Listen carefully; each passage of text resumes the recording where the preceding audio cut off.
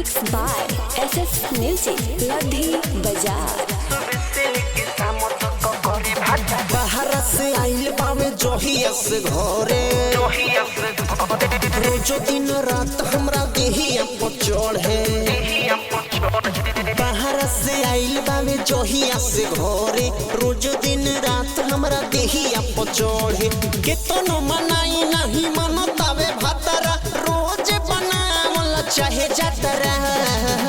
सुबह से लेके शाम तक करे भातारा, सुबह से लेके शाम तक करे भातारा, सुबह से लेके शाम तक करे भातारा, सुबह से लेके शाम तक करे भातारा, करे भातारा, करे भातारा, सुबह से लेके शाम तक करे भातारा। मिक्स बाय SS म्यूजिक लधी बाजार।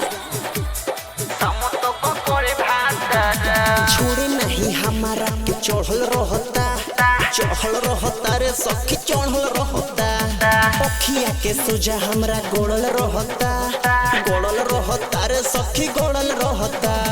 कोई से के सखी हम वो के मनाई, कहाँ हमें कर के छोड़ी चली जाई। कुछ बुझात नहीं खेब हमारा, सुबह से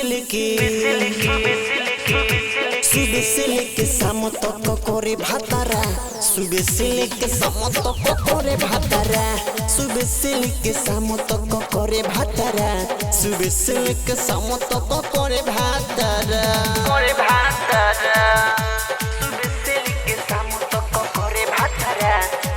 मिक्स बाय SS म्यूजिक लधी बाजार। घुसल रहतावे हरदम राइटर सनदीस रे राइटर सनदीस। अभिषेक बिरीज लेबे होठावा पकीस रे होठावा पकीस। मन नहीं मन जाने कैसन ओकर मन हो, हमारा बुझला बुझे दोसरा के धन हो।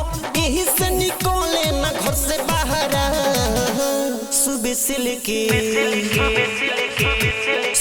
लेके शाम तक करे भातारा, सुबह से लेके शाम तक करे भातारा, सुबह से लेके शाम तक करे भातारा, सुबह से लेके शाम तक करे भातारा। तबाह क के धो देले बारे सखी।